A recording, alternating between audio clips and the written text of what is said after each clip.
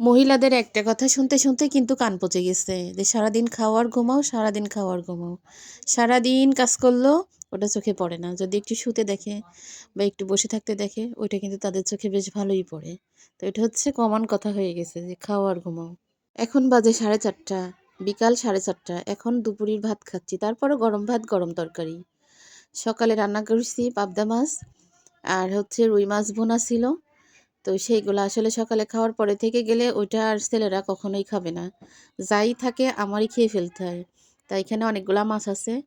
তা আসলে খেয়ে না ফেলে রাতে আর এগুলা কেউ খাবে না। এজন্য কষ্ট করে হলেও ভাত কম নিয়ে মাছ বেশি করে খায়। আর আসলে মাছ গোশ খাওয়া এটা আমাদের অভ্যাস আছে। কারণ আমরা সবজি ওইভাবে খাই না।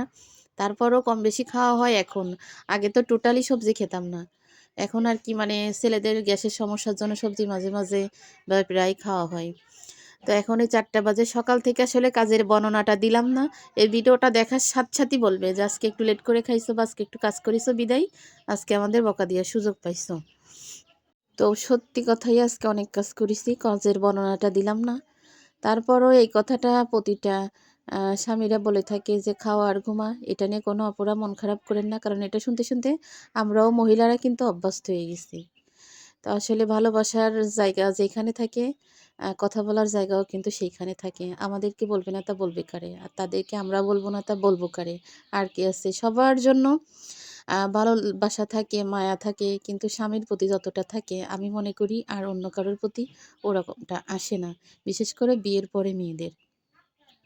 তো আসলে আমার স্বামী কখনো এই ২৬-২৫ শেষ হয়ে গেছে। ২৬ বছরে আমার বিবাহিত জীবন পার করতেছি। আলহামদুলিল্লাহ, দোয়া করেন। এইভাবে যেন বাকি জীবনটাও পার করে দিতে পারি। তো এই পর্যন্ত কখনো আমার পরিবার, শ্বশুরবাড়ি, বাপের বাড়ি, ভাই-বোনরা কেউ কখনো দেখেনি এই ২৬ বছরে আমার স্বামী মানে আমার একটা দাপট দিয়ে কথা বা আমার সাথে একটু জোরে কথা বলা।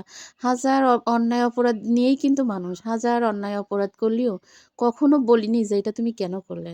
বা "এটা কেন হইছে?" কোনো কিছু কিনেছি, মানে মন চাইছে, লস হইছে, বলেছি যে, "দেখো এটা কিনা মনে হয় লস হয়ে গেছে।" যাগ্গে যাই। আমি মন খারাপ করি। কিছু হারাই গেলে, কিছু ভেঙে গেলে আমি মন খারাপ করি। উল্টা আমারে আর বকা দেয়।